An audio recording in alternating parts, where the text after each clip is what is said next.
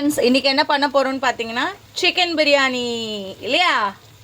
இதில் வந்து நான் எண்ணெய் கொஞ்சம் போட்டிருக்கேன், கோல்டு வின்னர் நெய் போட்டிருக்கேன், அதுக்கப்புறம் சோம்பு, அதுக்கப்புறம் பிரியாணி இலை, அதுக்கப்புறம் வந்து வெங்காயம் கட் பண்ணி போட்டிருக்கேன், பச்சை மிளகா, நெக்ஸ்ட்டு வந்து பிரியாணி இலை, இது எல்லாமே போட்டிருக்கேன். இஞ்சி பூண்டு நசுக்கி வச்சுக்கோங்க. ஆல்ரெடி கறியை வந்து மஞ்சத்தூள் உப்பு போட்டு தனியாக மேரினேட் பண்ணி வச்சுருக்கேன். அதுக்கப்புறம் பிரியாணி அரிசி ஒரு 1/2 hour முன்னாடி ஊற வச்சுருக்கேன். ஸோ இதுக்கப்புறம் நான் தக்காளி கட் பண்ணி போட போகிறேன் ஃப்ரெண்ட்ஸ். புதினா கொத்தமல்லி எல்லாம் போட்டாச்சு. இப்போ இஞ்சி பூண்டு நசுக்கி வச்சுருக்கேன், அதை போட்டிருக்கேன். போட்டு ஒரு 5 minutes விட்டுடுங்க சிம்மில் வச்சு. அதுக்கப்புறம் நம்ம தக்காளி ஆட் பண்ண போகிறோம். சரிங்களா ஃப்ரெண்ட்ஸ்? ஓகேவா?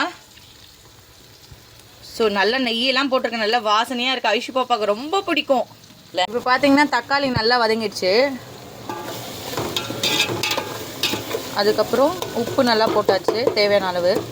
இந்த இடத்துல பிரியாணி மசாலா போட்டு தேவையான அளவு நான் வந்து 2 டம்ளர் அரிசி போட்டிருக்கேன். ஸோ அதுக்கேற்ற மாதிரி 1 டம்ளர் அரிசிக்கு 3 கிளாஸ் தண்ணி வைக்கிறேன்.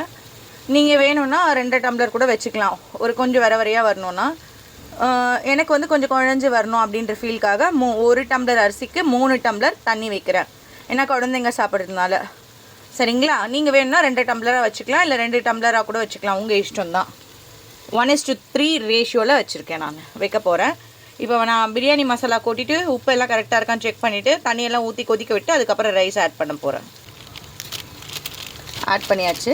இப்போ நான் ஆல்ரெடி மேரினேட் பண்ணி மஞ்சத்தூள்லாம் போட்டு உப்பு போட்டு மேரினேட் பண்ணி வச்ச கறி அதில் ஆட் பண்ணுறேன்.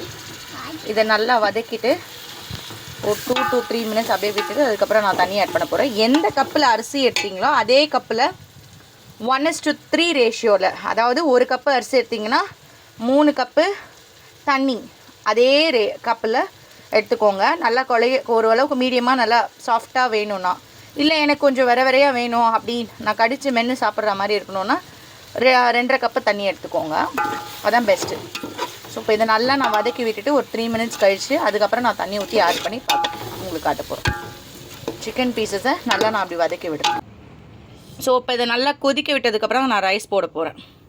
அதுக்கு ஃப்ரெண்ட்ஸ், ஸோ இந்த நேரத்தில் நம்ம வந்து அரிசி போட்டுக்க போகிறோம். போட்டு ஒரு 20 minutes விட்டுற போகிறோம். ஃப்ளேமில் 20 minutes விட்டுருங்க. விட்டுருக்கோம் ஒரு 20 minutes அப்படியே விட்டுருங்க. அப்படி லைட்டாக அப்படி கலரிட்டு உப்புலாம் கரெக்டாக இருக்கான்னு பார்த்துட்டு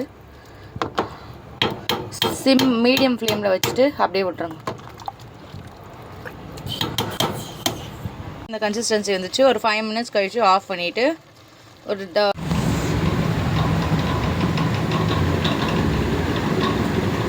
எப்படி இருக்கு அம்மா செஞ்சது?